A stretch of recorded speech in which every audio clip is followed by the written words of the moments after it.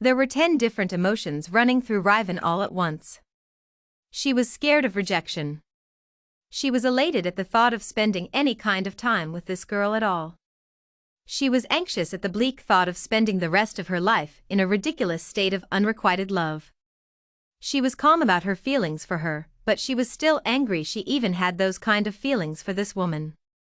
She was curious about what lay ahead, but already knew she'd never allow herself out of the friend zone whether she had an opportunity or not. 9:00 p.m. was the time set for Riven and Lori to go out on their date. It was nothing really. Lori had looked about down recently, so Ree asked her. It was more friendish than anything. Because that's all Ree can be with her. She wants so much more, but she just can't. In fact, she probably never would have even let her mind wander in that direction, except Lori's enthusiasm was way more potent than that of someone going on a friendish date. And this completely stalled Ree's brain, 'cause WTH does she do now?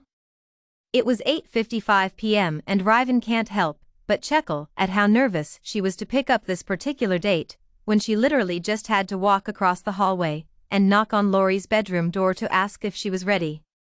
I'm stupid, Riven thought. It's just Lori.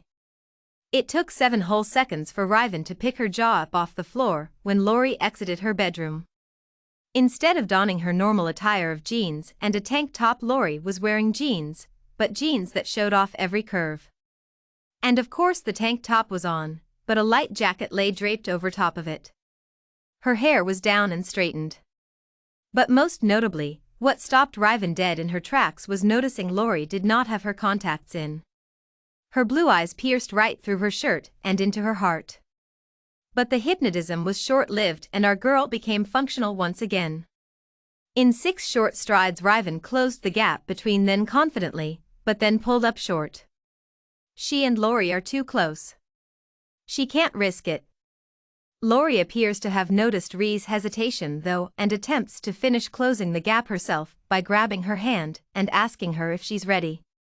Without warning, heat shoots up Ree's arm and lands in her chest. The tighter Lori held her hand, the warmer it became. It only took 5 short minutes for Lori to fall head over heels in love with Riven. She was a little scared. She had never been with a girl before, but guys were not working for her, and Ree is the sweetest and sexiest lesbian she had ever met, and she gets her. They just meshed together. She really never had any desire to be with a female, but Ree is just Ree. And God, did she love her.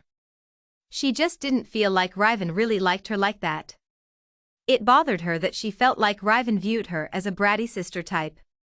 She wanted her to see her as a woman. But she couldn't tell her that. She could only hope that Ree would make a move, 'cause she just can't. On a 4-hour date, Lori only let go of Riven's hand 2.5 times, twice to go to the ladies' room. 5, when Riven put her arm around her instead at the movies. Ree's confidence was not improved by this. She was convinced Lori just needed her friend. 3 times Lori tried to get Ree to kiss her. And 3 times Ree second-guessed herself at the last second. She just couldn't bring herself to do it. She knew Lori looked at her as some weird brother/sister type, and the last thing she wanted was to overstep boundaries and offend a woman she loved so deeply she was willing to never express this to her just so the girl never has to complicate her life. It took 2 tries for Lori to work up the courage to press her lips to Riven's without warning. When she succeeded, Ree appeared to turn to jelly the moment their lips made contact. She was mid-sentence when bam, the moment she had waited for, that was impossible to ever happen, just literally smacked her in the face. Lori had soft lips. They glided over Riven's like a figure skater on the ice. Her heart all but exploded. It was the sweetest, purest kiss she had ever experienced in her 40 years. Her senses were going crazy. Everything seemed brighter and louder. More vibrant. When the kiss broke, everything remained more vivid, but the fog cleared from Riven's brain, and she knew what she had to do.